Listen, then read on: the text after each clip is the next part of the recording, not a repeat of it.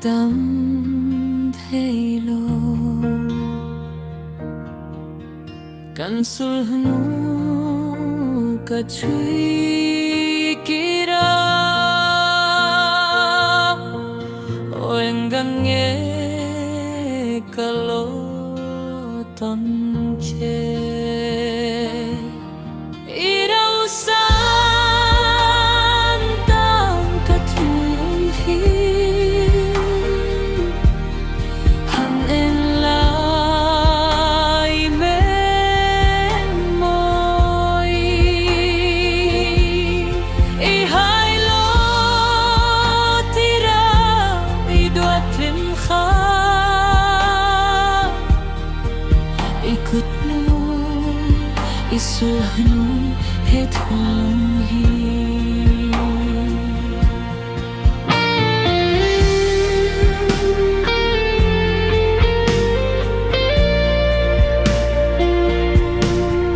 lung lai ril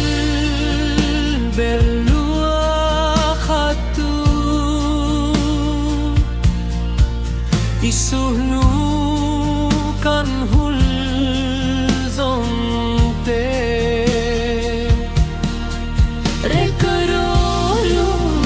ber mangai na chu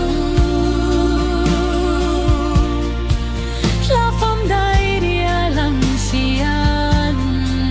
sangka irau san ta ka chilung hi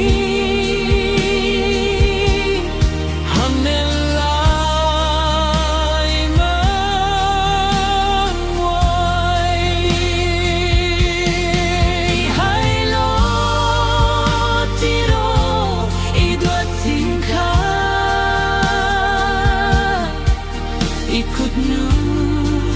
isuhnu het